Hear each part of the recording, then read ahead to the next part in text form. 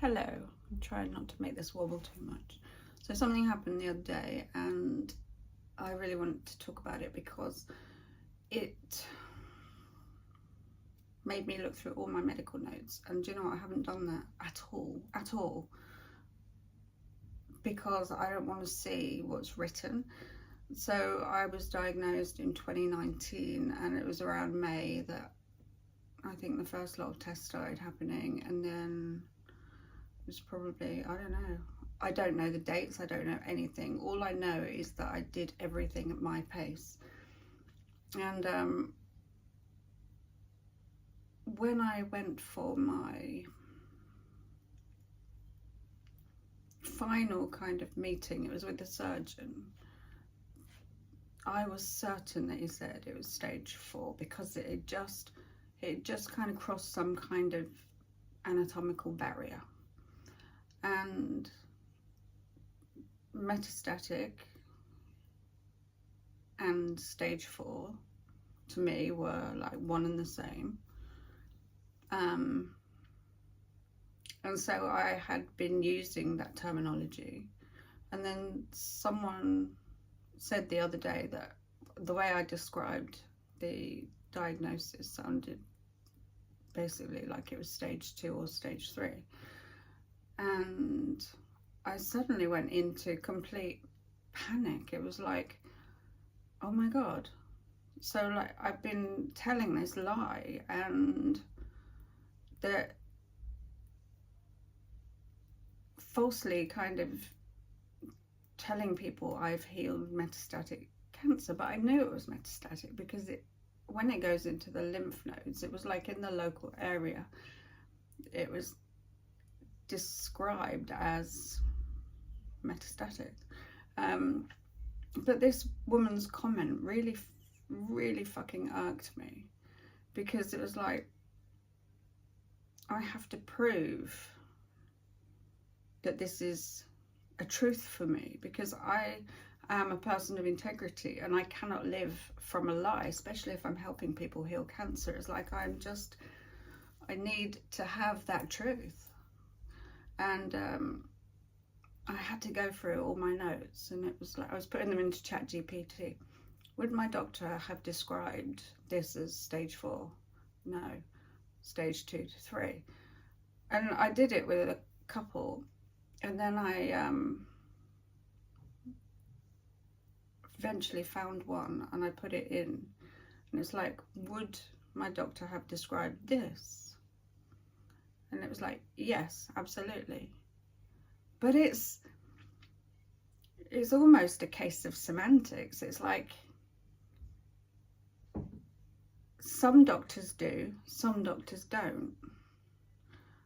And because it had crossed, it was something to do with it infiltrating my chest wall. And there was something else. There was another thing. I didn't want to take it in, because the same reason that I never ever read my notes. I don't want to know this shit. Like, when I'm healing cancer, it could be my entire body riddled with it. I would do the same things. Firstly, deal with fear, because fear is the thing that keeps you stuck in fight or flight.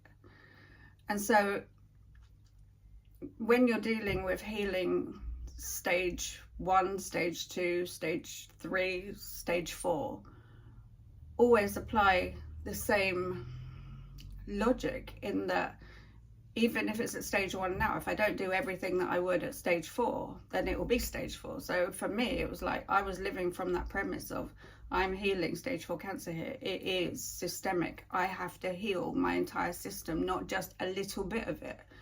Having understanding of why we get things is definitely helpful. So when you look at German new medicine, or there's another guy that I've just been pointed to, Paul someone, who looks at the root cause from like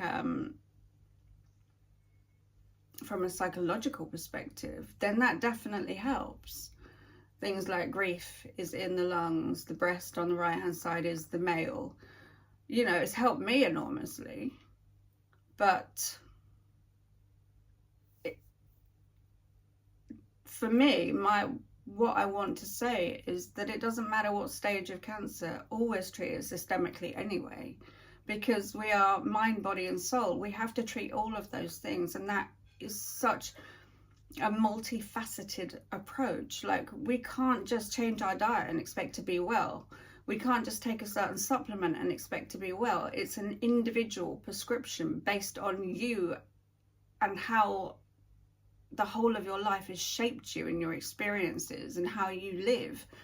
And that's how you start healing. You address all of those things. Like, for me, I wanted to just shift a little bit of everything, so that there was nothing the same about me as when I started healing.